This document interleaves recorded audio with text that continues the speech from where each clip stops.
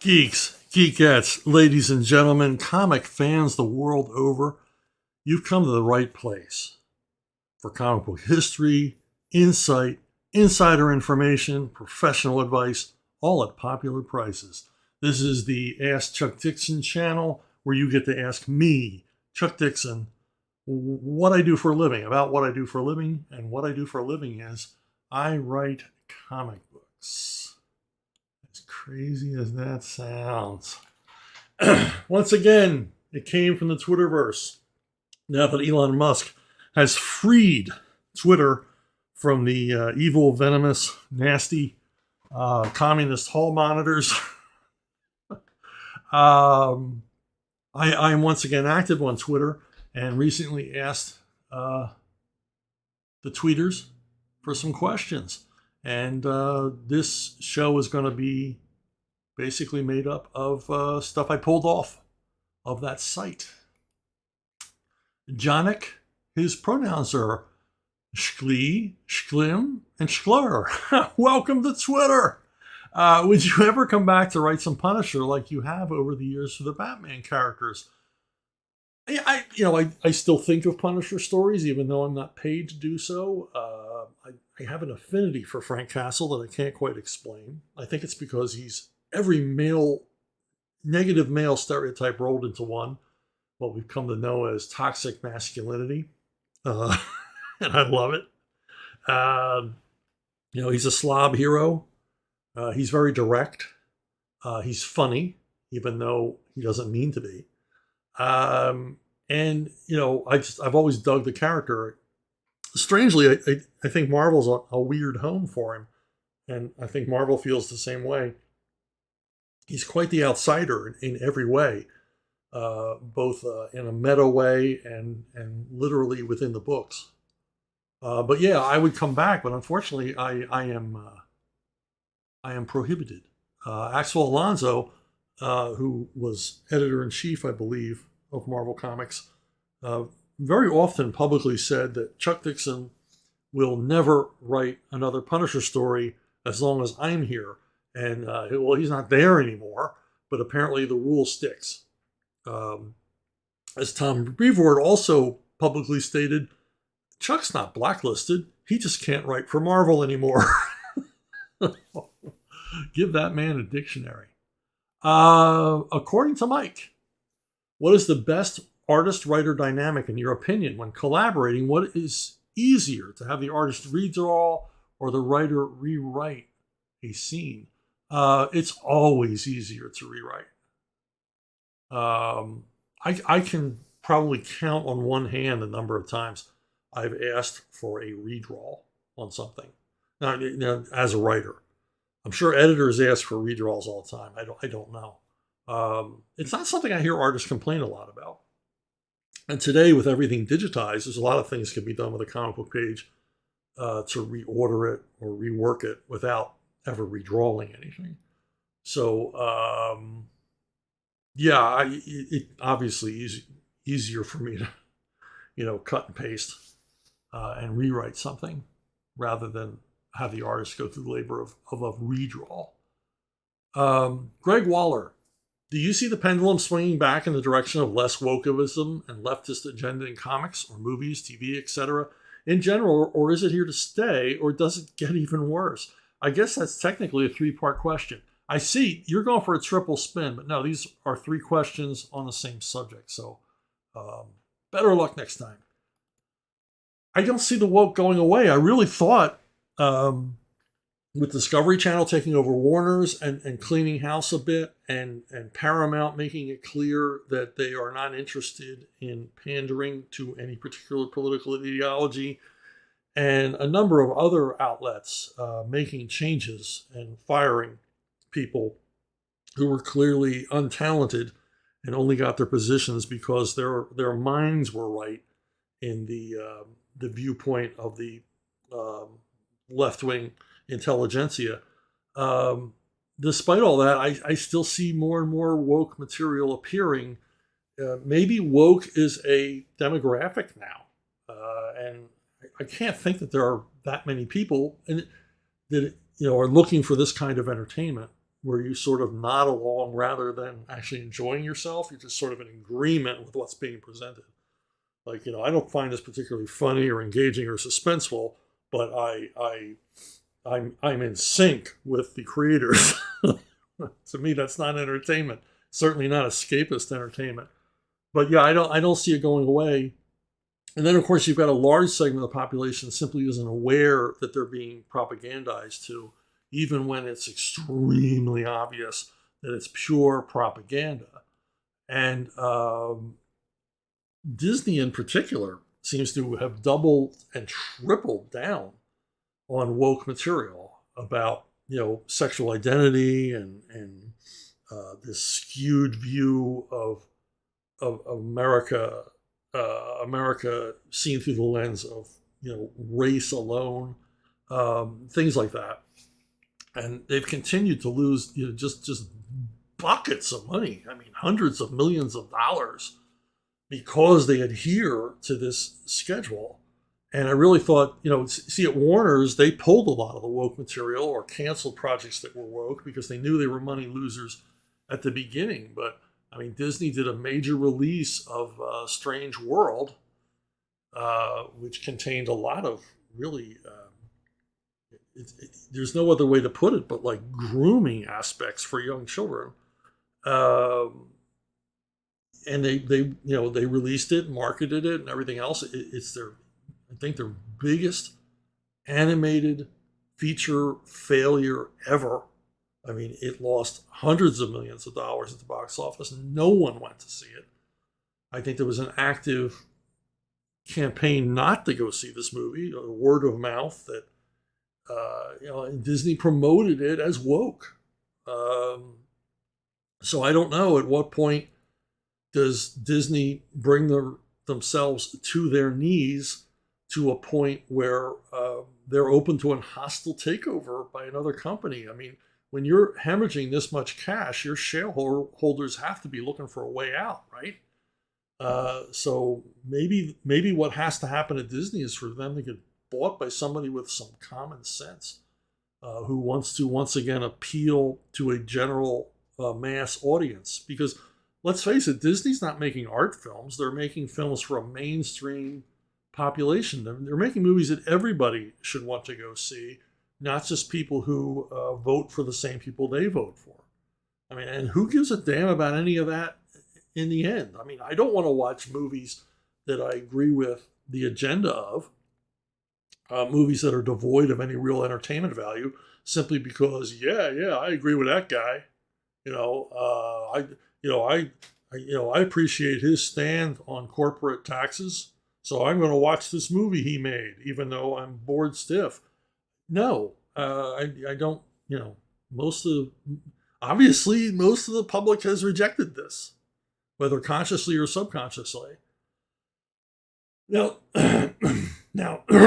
this could all be misinterpreted that I'm just an old guy and I don't like change, and I don't like to see things happening that are different than what I expected.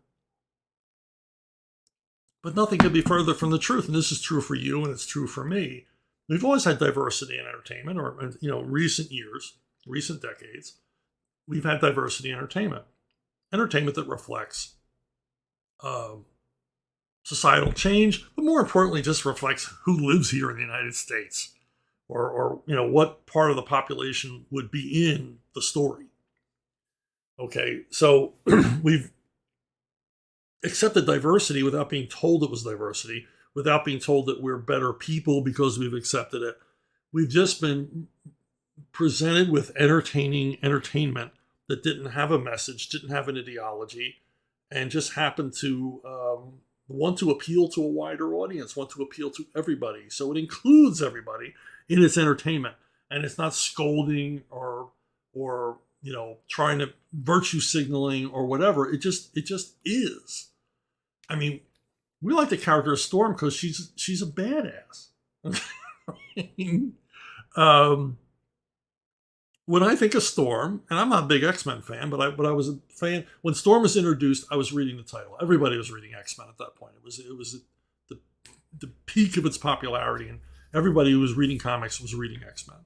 And They introduced Storm, and Storm eventually became leader of the X-Men. But they didn't push it in our face. She's the first black woman to be leader of it. They didn't think of it. We didn't think of it. It didn't matter. Storm organically within the story rose to be the leader of the X-Men because she was a really, really cool character and with an interesting background, three-dimensionally realized and everything else. And everybody liked Storm. It didn't matter what color she was. And that's what creators today seem to forget. They're fighting. They think they're fighting against racism by promoting stereotypes. It's really rather sick when you think about it. And they're these, token, vapid cardboard cutout, racial stereotypes or archetypes, and it's tedious, it's boring, and it's not entertaining. Thoughts like this bring me back to Barney Miller.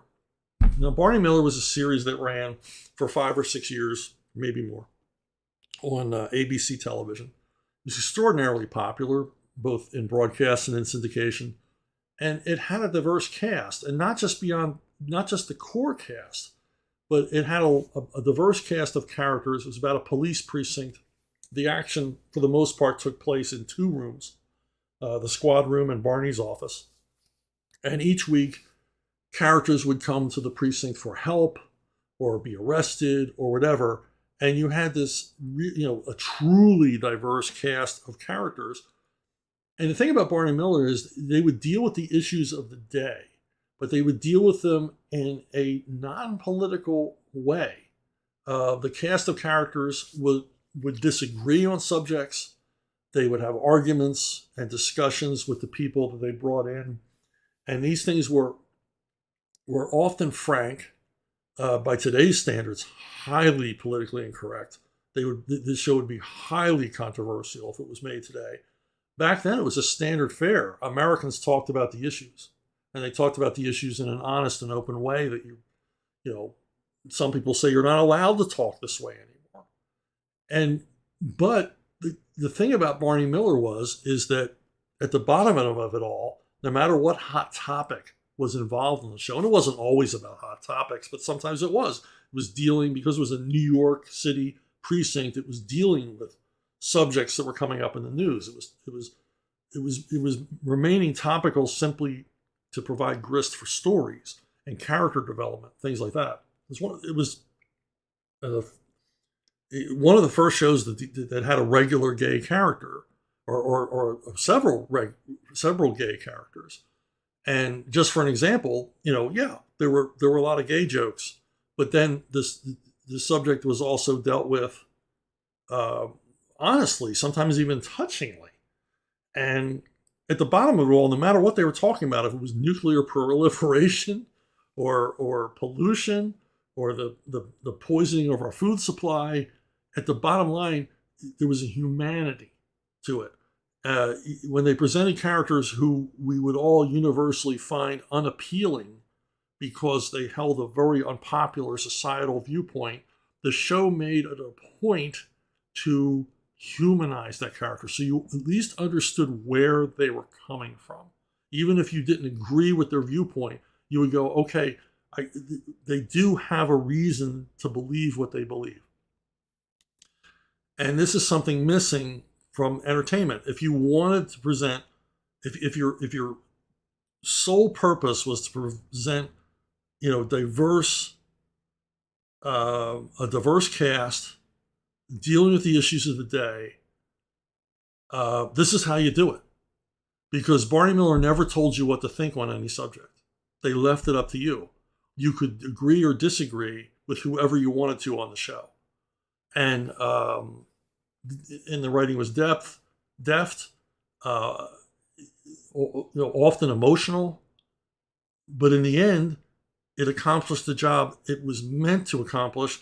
It was 30 minutes of entertainment that was often very funny and smart. And I think if you want to do this kind of entertainment, this is the model.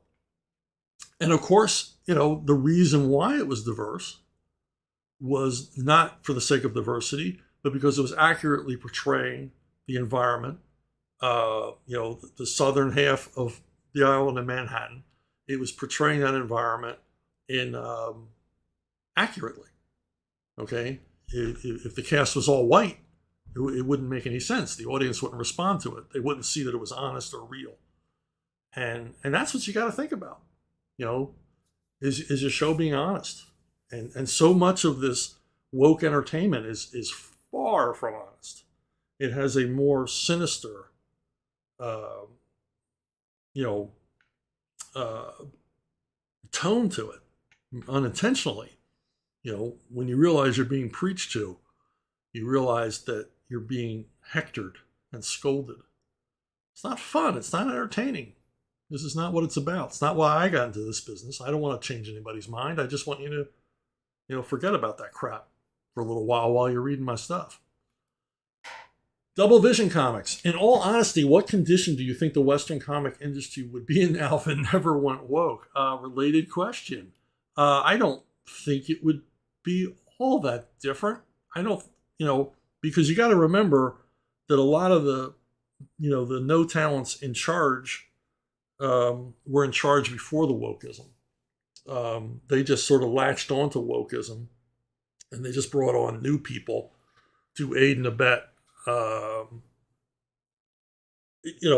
lot of this stuff is job security. You've got to go along. You've got to lockstep. You've got to march along with the rest. You've got to raise your fist in anger with everybody else, even if you don't feel angry, because you don't want to be. You want to conform, and that's what this is about. It's about conforming. It's about bending the knee. And, in order to keep their jobs, a lot of the people in charge, particularly the big two, conformed. Because you can't be speaking out. You'll lose your job. And so I think wokeism just filled the void of indifference that most of the editors and administrative people at the comic book companies were feeling. They didn't care about the product anymore. And so someone who did care, not about the product, but about their message, came to fill in. So I don't think comics would be, wokeism isn't killing comics. It's a symptom. Many things killed American comics. Poor business decisions, as I said, indifference, a failure to produce quality material, a chasing away of top creators.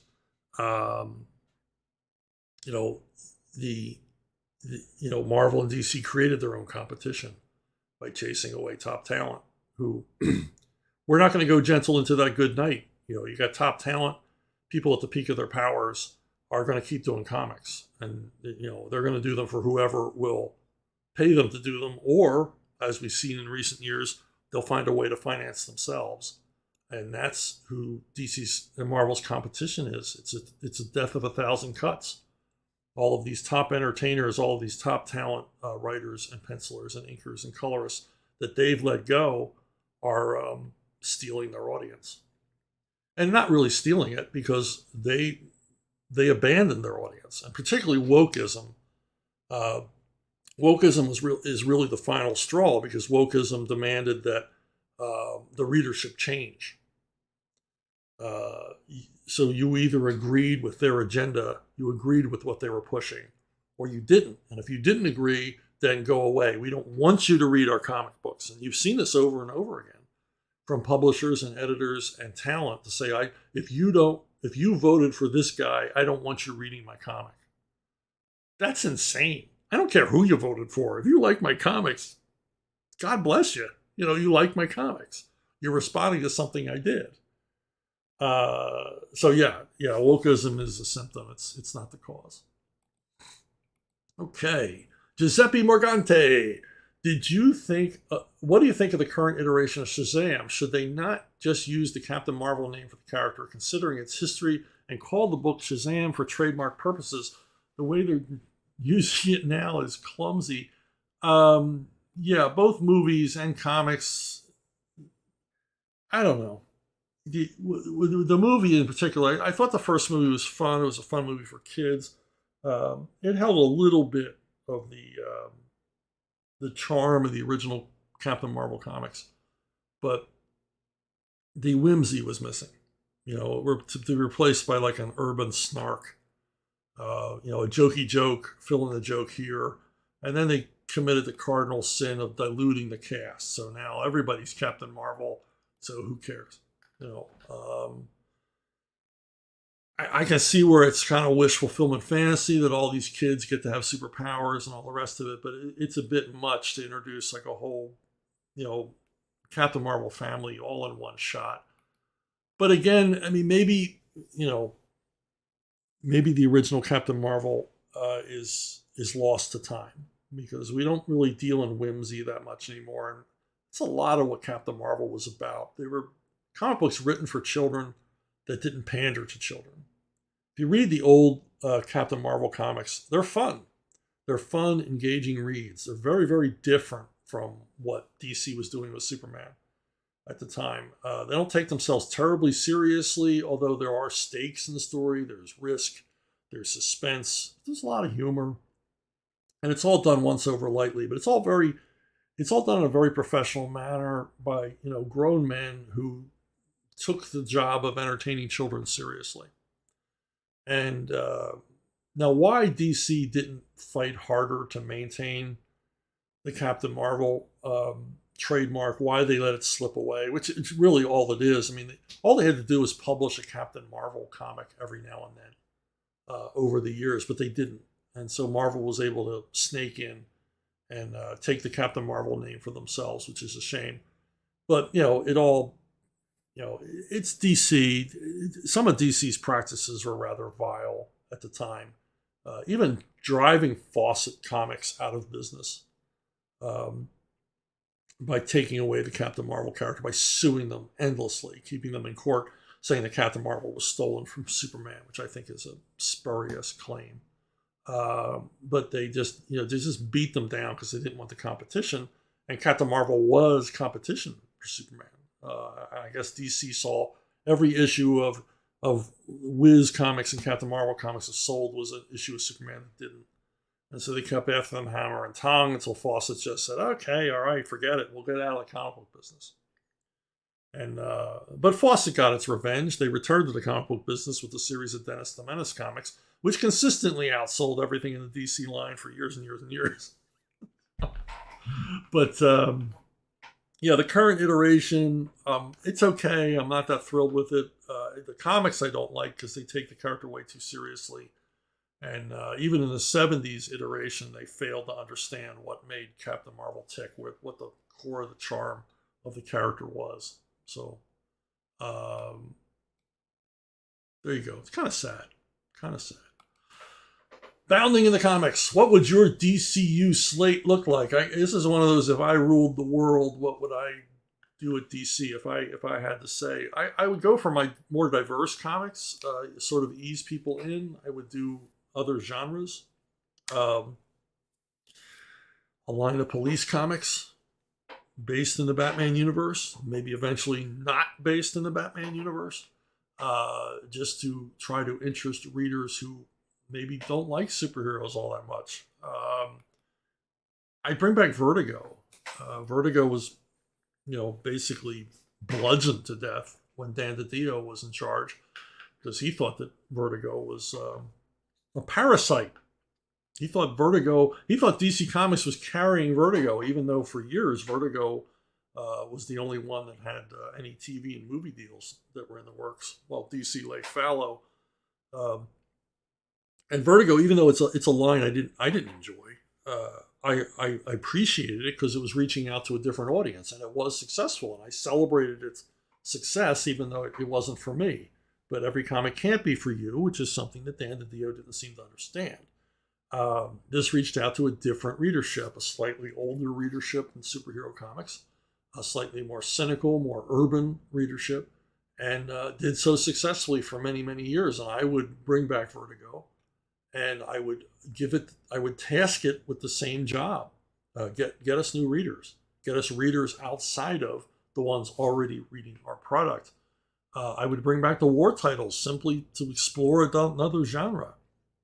Military fiction, military adventure stuff is really hot now. People want to read this stuff. I would have a title uh, about, the current war on terror.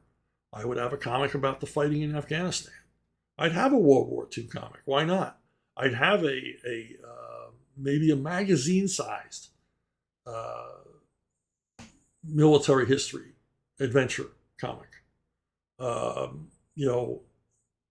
There's certainly the talent to do it and explore a new audience. I mean, do it as a one-shot. I would do it as a one-shot to see how it sold on the newsstand in the bookstores. And then if it worked out, continue. And here's an easy one that they think of every once in a while and then it all falls apart. Have a Justice League that actually features the main characters we want to see. The core iconic DC characters. Every time DC does this, it's a huge hit. And then over time, the creators decide, well, I don't want to write about Superman, Wonder Woman, Green Lantern, Batman, Flash, and Aquaman anymore. I want to introduce some, backbencher character I liked as a kid, or I want to create a new character. And as soon as they start diluting and diverting from the core 6 characters, the pillars of DC Comics, as soon as they begin getting away from them, the sales fall every single time. And they never seem to understand why isn't Justice League selling like it used to? It's because dummy, everybody wants to see the core characters together. You feel like there's some value there. Like I'm getting some more for my money because I'm getting all of these classic characters together in one story. And of course, it's a challenge to write stories for those 6 characters, which is why they don't do it. Oh, also, I do something about formatting. I look at what manga does. Look at Shonen Jump and the many other telephone book Japanese comics. I would do this. I would put out a big fat anthology of new material and old material, mix color and black and white to save money. Keep it under $10. Get it on the newsstand. Get it in the bookstores. Hell, get it at the book fairs at schools. And do it as a quarterly. Okay? So you do one, and you're committed to a second one. If it's not making any money, you didn't spend that much money. But I think something like this on the newsstand would fly. I mean, you see these crappy, you go to the supermarket and you see these crappy, History of Marvel comic magazine specials. And they're sitting there and they're like, everything you already know about Marvel, all between 2 covers for, $15. Wouldn't this sell better sitting next to that? I mean, you actually get some comics, you actually get some entertainment, not just a reportage from some Entertainment Weekly writer. And come on, you're a comic book fan, I'm a comic book fan. If you saw something like this on the stands, you'd buy it. I mean, you'd just pick it up and thumb through it. No, you'd buy it because you'd want to see it. And, DC did, an admirable thing by trying to get into Walmart and doing those $1, whatever they were, comics. I don't know how much they cost. They were 100 pagers at Walmart. And that was great, except, they were generally put someplace no one could see them. I don't know how well they did sales-wise. It was a good effort, but I don't think there was enough value there. I don't think they stood out enough. Something like this, I mean, just in your face. 200 pages of comics, 300 pages of comics. Big-ass comic book. And, this is going to keep a kid busy, for a long car ride. You know what I mean? So this is what I would do. I think formatting, just do something different. Because they're not. They just keep doing the same thing. Let's do a big cross-company crossover that changes the continuity forever. And it's like, man, how many fans do you shed every time you do that? How many fans just go, that's it, I've had it. That's it. That's all the money from me you're going to get because you're doing the same thing in a different way over and over again, often with the same creators over and over and over. Nothing new, nothing different, no appeal to a new reader whatsoever.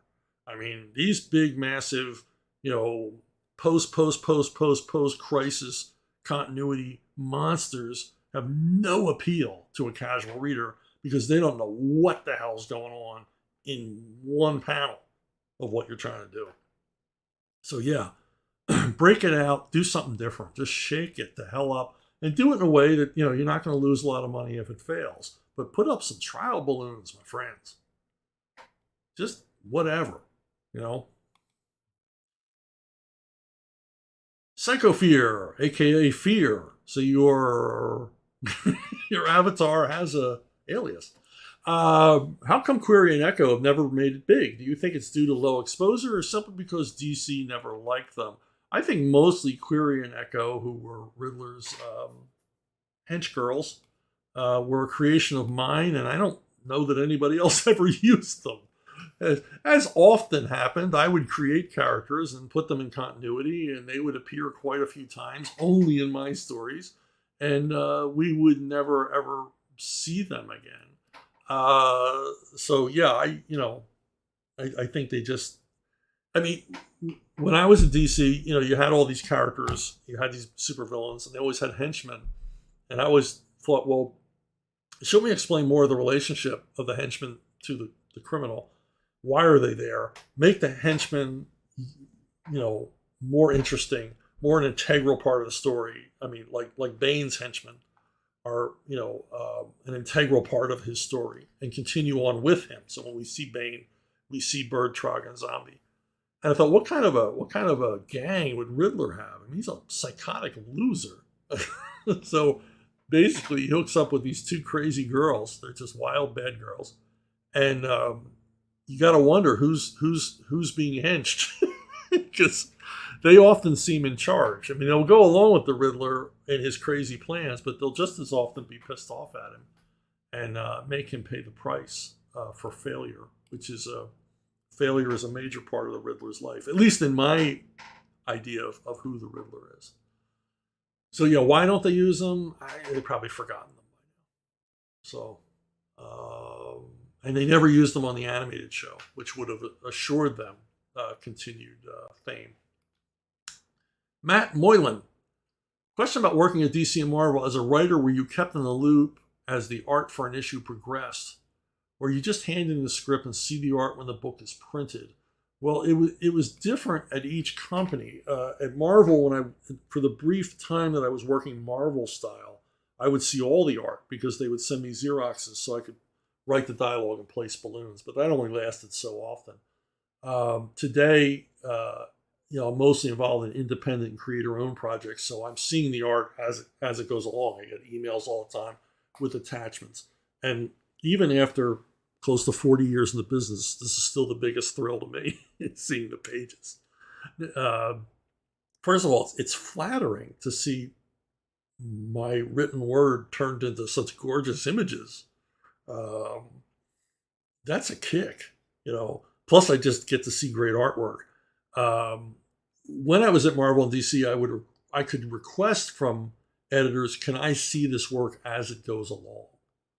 And they would send me Xeroxes. So I could at least see the pages. And sometimes, if it was a job by Russ Heath or Eduardo Barreto, I would ask for full-size Xeroxes, just for my own flat file, so I could, see the original artwork over and over and over again, because I dig this stuff. I dig comics. I dig the process. I did that for when I worked with Joe Kubert on Punisher. I said, could I have full-size Xeroxes of all the stuff? And Joe heard about it, and he had them include in a package the thumbnails for an issue. So I had Joe Kubert's original thumbnails that he gave me, which, if you know anything about Joe Kubert, was a highly unusual gesture. I was very, very honored. I was very, very humbled because Joe didn't sell original artwork, let alone give it away. And Joe archived everything that he did for the most part. If he penciled and inked it, it was, it remained in his archives. That's why you rarely see Joe Kubert artwork for sale anywhere. But yeah, if I request it, I see the art as it goes along. But of course, on creator-owned projects and projects I'm more intimately involved with, I see everything. I see the pages as they are completed. And as I said, huge kick for me. If you want to contact me, questions, yeah, Twitter's cool, Facebook's cool, asking questions under here is cool, but the most reliable way to reach me is through brunobookstore@gmail.com, brunobookstore@gmail.com. I check this email address quite a few times during the day, and sometimes have some back and forth with you there, some private emails back and forth with me, because often I'm asked questions I don't want to answer here for one reason or another. And that's it for me this week. I got nothing to push to you. I already pushed the Bad Times books on you. And I want to thank you all for listening. I want to thank you for watching, subscribing, liking, and all of the rest. And I'll see everybody right here